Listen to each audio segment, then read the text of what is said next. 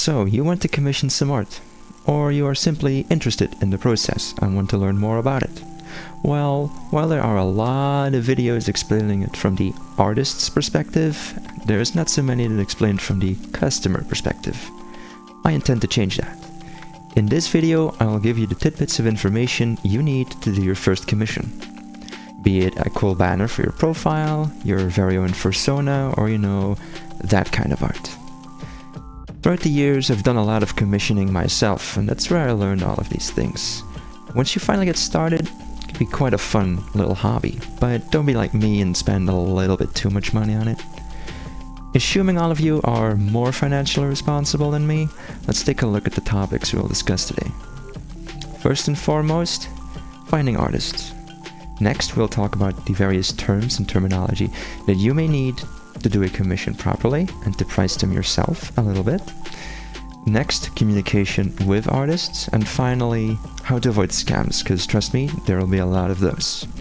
All these sections will be timestamped below, so if you want to skip to a specific part, look there. Before you can commission anything, you need to find an artist. Well, let me tell you, these artists can be an elusive bunch. Not the least finding one that suits your need. But if you know where to look, it won't be such a daunting task anymore.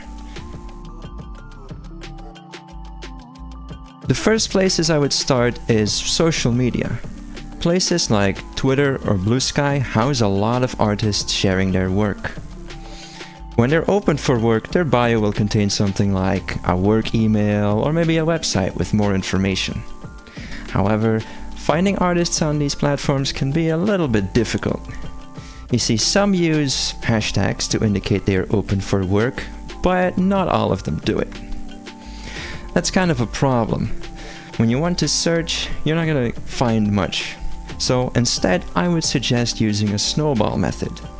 You see, artists are often interacting with other artists, so if you find one you like and take a look at those they follow, you might find even more artists you like, and eventually find one that suits your needs. Now, of course, you don't need to stick to places like X. You can also use different platforms like maybe Instagram, Blue Sky, Tumblr. Really, just take a look around places you like to use. Apart from generic social media, there are places specifically meant for artists to advertise themselves. These would be subreddits like r/hungryartists or maybe Discord servers that are specialized to art commissions. These are basically like marketplaces. There's going to be a bunch of stalls and you can very quickly see all the wares on offer. Now, only a subset of artists will be on these places, but it'll be a lot more time efficient for you to search here, so definitely give these places a try. Even more direct are websites that are dedicated to art commissions. Notable examples include things like VGen, Scab, Artistry, or maybe websites that offer commission services on the side, like Pixiv. Let's take a look at VGen as an example. This website offers a very fine searching system that allows you to specify exactly what kind of commission you want. And then it'll show you a bunch of artists offering exactly that. All you need to do then is look for a style you like and a price you can afford. And then you can directly order it on the website. It really doesn't get more convenient than that. For a first-time commission, I would highly recommend it. There also exist generic freelance platforms like Fiverr and Etsy. I would really recommend you avoid places like this. Yes, there might be real artists on there, but really these places are like a race to the bottom. What you'll actually find is a bunch of AI bros. Due to the fact they use AI, the quantity they can sell at and the price they can ask for it, they'll push the real artist right to the side. I would never recommend artists to sell their work there, and as such, I wouldn't recommend you to look for work there either. And last but not least, my favorite method, friends. No, I'm not talking about artists that happen to be your friend. I'm talking about friends that get art commissions. It'll be very easy to ask them for artist recommendations, and they will already have experience with working with the artist, and examples of what work the artist can deliver. So, keep it up, try all the methods I mentioned, and I'm sure you too will find an artist you like.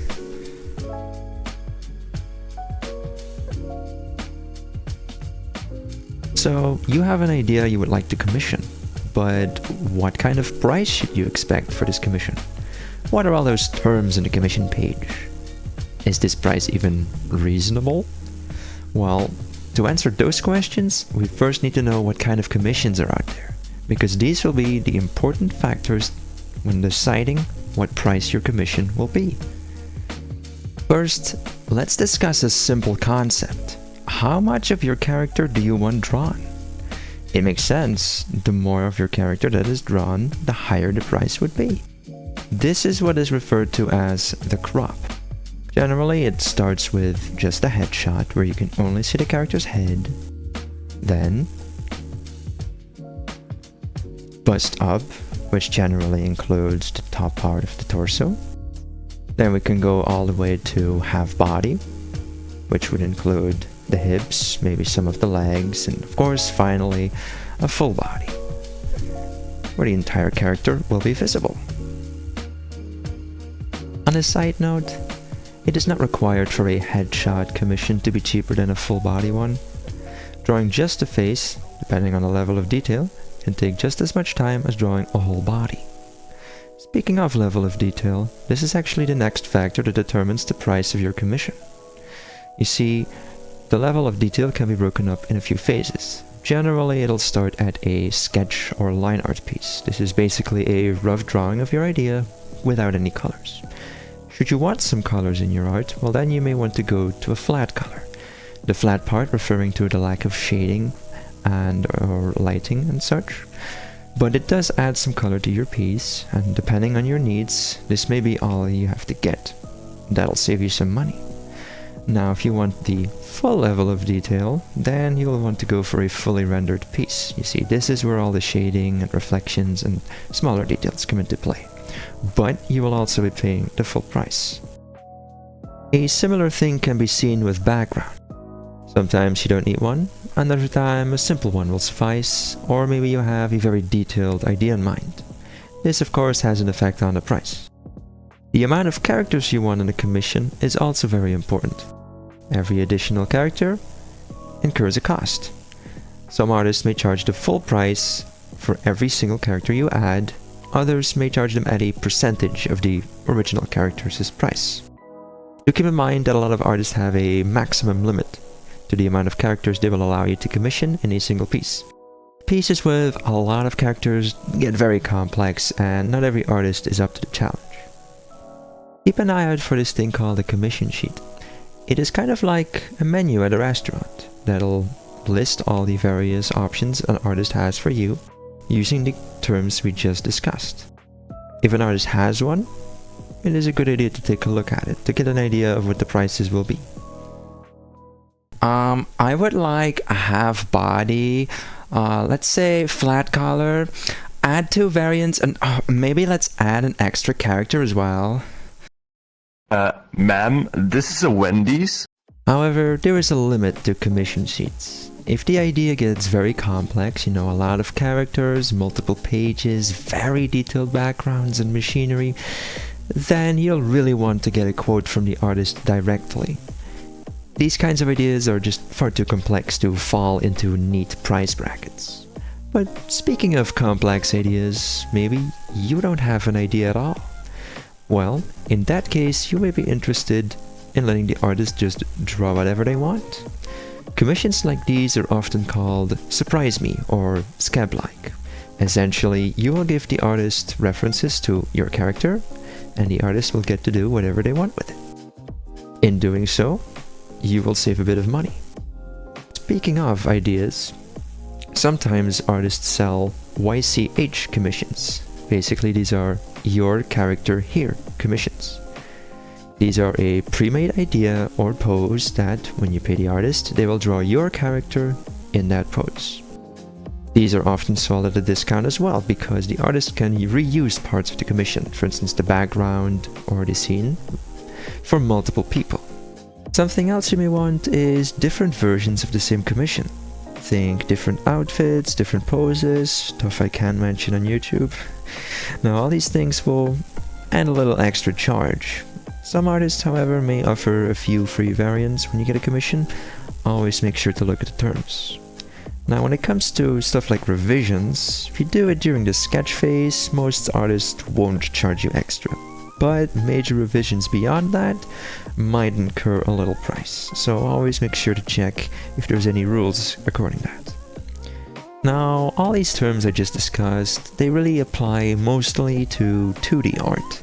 When it comes to getting 3D commissions for stuff like VR chat or stuff for VTubing, these all have their own little categories you may want to keep in mind, but for the sake of this video length and the sake of your sanity, we'll discuss that in the next video. Outside of the actual content of your commission, there are some other factors that may affect its price. One of them is the popularity of the artist, or better put, how busy they are. Through the simple effect of supply and demand, the more demand there is for an artist, the higher they can raise their prices to match their output. Another one of these factors is where the artist is from. Artists from places with less strong economies can often afford to charge less, but still have it be worth their time. I find commissioning from places like Scab often can save you a little bit of money, so that might be an option you want to explore. However, with both of these factors, these are not something you complain about to the artist. Otherwise, you risk ending up looking like this. Like, honestly, I can't believe you would charge $200 for this. Like, look at your social media. You're not even famous or anything. And aren't you, like, from one of those poor countries? You don't even need that much money. Besides, I only want you to draw the face. So it's, like, not even that much. Like, I think you should do, like, $50, honestly. Or actually, with your style, I think $40 would be more suitable, honestly. Something else artists might charge you extra for is keeping your commission private. Most artists run social media accounts, and what they draw is content for them. So by keeping your content private, well, it's a loss. That's why they may charge you a little bit extra.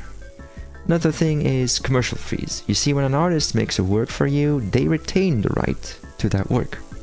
So if you want to use it for merch or other for-profit things, you might need to pay them a little bit extra for the commercial rights.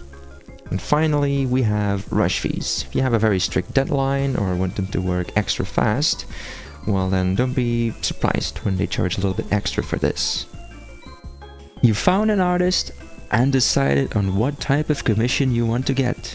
But now comes the fun part, communication.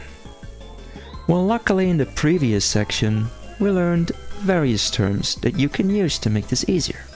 For instance, if beforehand you determine what kind of crop and level of detail you want, you can get this clear to the artist immediately. But what if I told you there is actually a method to skip a lot of communication without so much as saying a single word?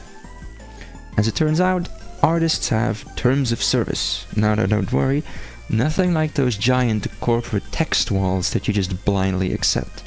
No, these terms of service contain useful information, like what an artist draws, refund policies, or how you are allowed to use the art. If you take the time to read through this, it will save you and the artist a lot of time. That way, the artist won't have to tell you they won't draw your character in full plate armor that is inscribed with miniature versions of the Mona Lisa. Alright, and now on to the actual communication part, and for that we will call in Teacher Liz. On sites like VGen, communication is a little bit easier, as it essentially just boils down to filling in a form. But you may still wish to actually talk to your artist to get certain details correct.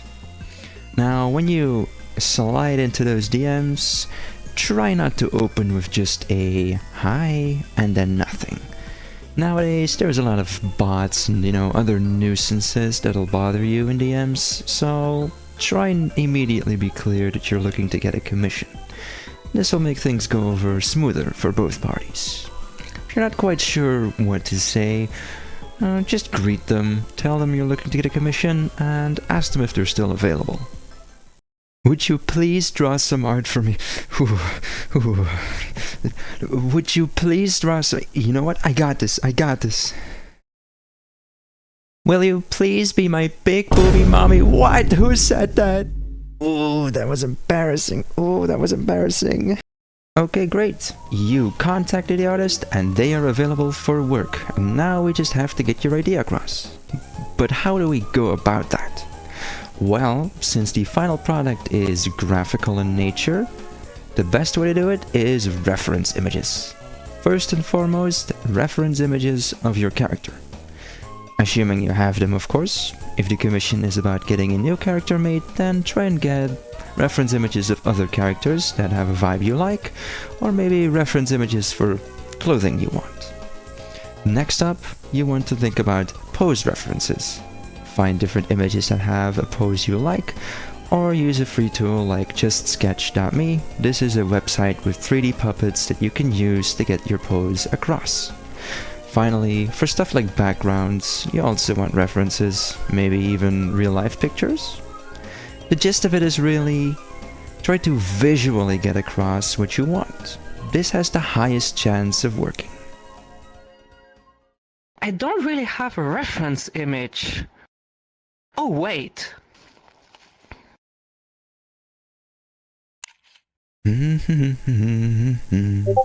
Oh, they sent me the reference images. Let's take a look. Not again. Just, don't do it like that, of course. Now, it is perfectly fine to explain your idea with text as well. You can't explain everything with images in the end. But it is important to keep one thing in mind. Please keep the text relevant to your commission. I'm sure your 12-page lore document has all the nitty-gritty details about your character, but if the artist asks you what your character is like, and you start with 200 years ago in a small village, you are probably saying too much. Now, one thing that often gets forgotten, ironically enough, is that the artist you are paying is a professional at drawing. You don't have to lay out all the nitty-gritty details. It is perfectly fine to bank on the artist's skill to fill in the gaps for you. Give this a try. Find an artist whose style you really like, give him references for your character, and only a rough outline of your idea. Then just let him get to work. And I think you'll be pleasantly surprised with the result.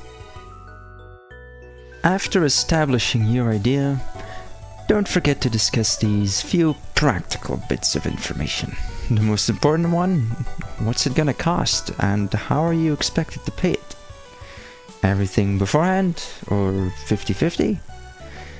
It's quite important you know this because you don't want an artist to start work and then afterwards you end up realizing you can't pay it.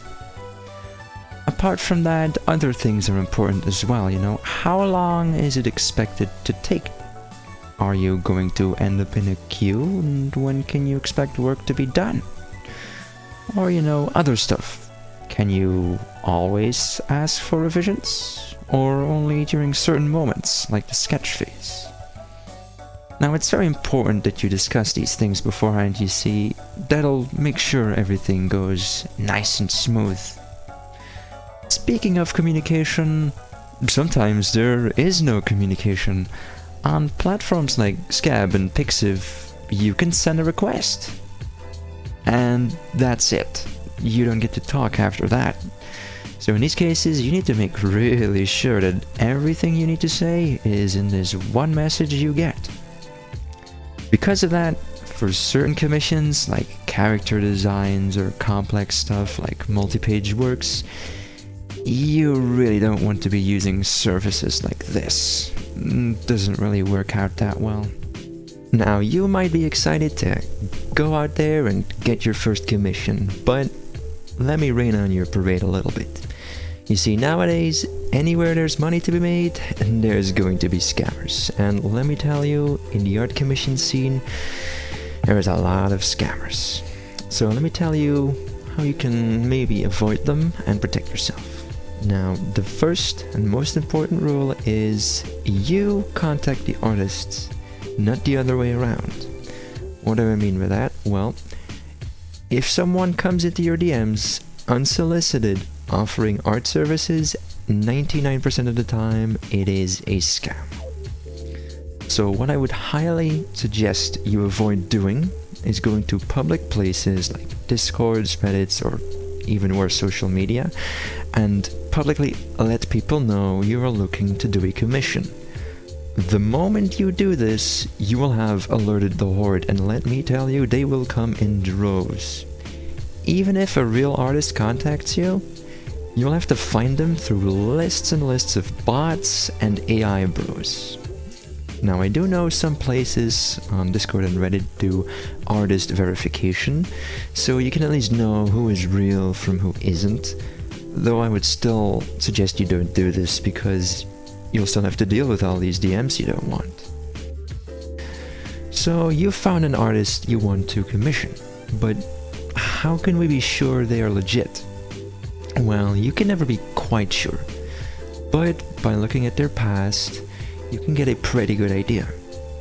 First, start with their socials. Do they have a history of posting? Are they active? Do they interact with other artists? And most importantly, do they do commissions for other people? Activity and time are a pretty good sign of legitimacy. Also, it's important to check their portfolio. Maybe look through their social media posts or on other places where you can see their works. And then try to take a look. Do they have a consistent style? Do they post work in progress images or sketches? Right, those are a good sign that someone is an actual human artist, right?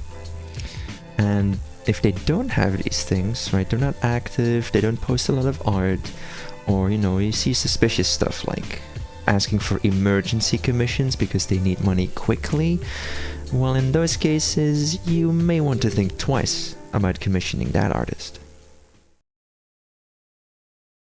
Does that Take your look like time. a human artist or an AI to you? Let me take a look.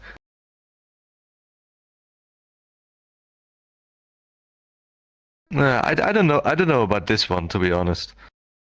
By using middleman services like VGen or Artistry, you will have some degree of protection.